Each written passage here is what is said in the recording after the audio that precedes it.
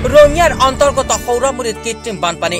কেইবাদিনো ধৰি নেৰানেপেৰা বৰষুণৰ ফলত খেতি পথাৰসমূহত পানী ভৰি পৰাৰ ফলত কৃষকসকলৰ মাজত এতিয়া কান্দোনৰ ৰোল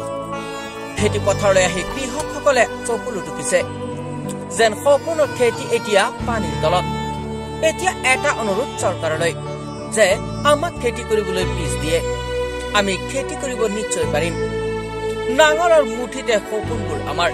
এতিয়া যেন পানীৰ তলত সপোনবোৰ কৃত্ৰিম বানপানীয়ে সকলোবোৰ শেষ কৰি দিলে আমাৰ ঘৰত পানী নাই কিন্তু আমাৰ সপোনবোৰ আছে পানীৰ তলত আপনার কি দিয়ে বীজগুলা খাই ফেলার কথা কঠিয়া পারিলে কথা তল করে ফেললাম পানি আহি কি করি বানপানী মানে রাস্তাতে উঠছে ঘরে দিয়ে উঠা নাই কথাখান দিয়ে কমপ্লিট হয়েছে কঠিয়াই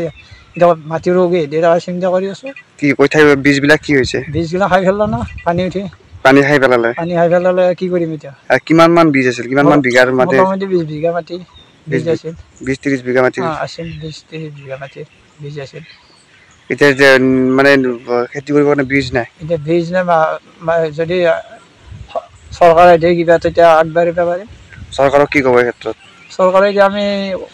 পোৱাই নাছিলোঁ না চৰকাৰ পালি আমি ক'ব পাৰিব এতিয়া এনেকৈ ক'ব লাগিব কি ক'ব এই ক্ষেত্ৰত চৰকাৰক এই ক্ষেত্ৰত আমাক সহায় কৰিব লাগে আৰু বীজ দি পেলাই যিয়ে পাৰে যেনেকৈ পাৰে আৰু বীজ দিলে আপোনালোকে খেতি কৰিব পাৰিব খেতি কৰি 20-30 বিঘা মাটি খেতি কৰিবলৈ কঠীয়া ৰোপণ কৰিছিলো কিন্তু এতিয়া এজোপা কঠীয়াও নাই সকলোবোৰ পানীয়ে শেষ কৰি দিলে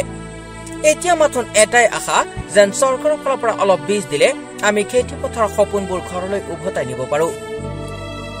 হাজোৰ পৰা প্ৰাঞ্জল কলিতাৰ ৰিপৰ্ট DA365